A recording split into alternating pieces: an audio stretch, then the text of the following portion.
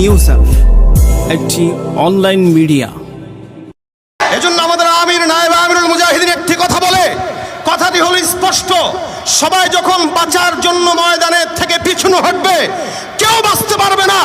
সবাই যখন মরার জন্য সামনে এগিয়ে যাবে, আবু সাইদের মতো মুখ টান করে যাবে, এদেশ কিভাবে স্বাধীন হয় বাংলার জনগণ তখন দেখিয়ে দিতে পারে। ঠিক কিনা জনগণ?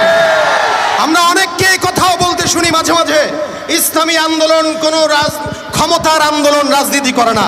এই কথার সাথে আমি দ্বিমত পোষণ করে আজকে বলতে চাই, ক্ষমতার রাজনীতি করতে হবে আমাদেরকে, নয়তো স্বৈরাচার দখলে আবার বাংলাদেশ চলে যাবে। কোন স্বৈরাচারকে বাংলাদেশ আর দেখতে চায় না। ঠিক কিনা ধরে বলেন? যাদের হাতে যায় ক্ষমতা, দেশ যেন বাপের ভিটা, রাখতে চেয়ার শুরু করে বিদেশিদের পাচাটা। আমরা প্রতি বছর ইলিশ দিয়েছি, তারা গাঁজা দিয়েছে। আমরা দিয়েছি যা, তারা দিয়েছে তার উল্টা।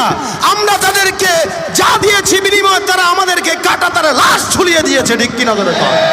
যাদের হাতে যায় ক্ষমতা, দেশ যেন বাপের ভিটা, রাখতে চেয়ার শুরু করে বিদেশিদের পাচাটা।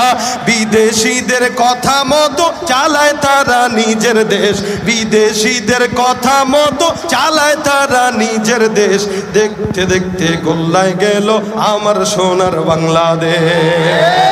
একে একে সব দেখেছি, সবার দেখা হইল শেষ। দেখতে দেখতে গোল্লায় গেল আমার সোনার বাংলাদেশ। কেউ দিল না, সবাই নিল, আমরা যে কলুর বলদ। সারা বছর নেয় না খবর, নির্বাচনে খুব দরদ। কেউ দিল না, সবাই নিল, আমরা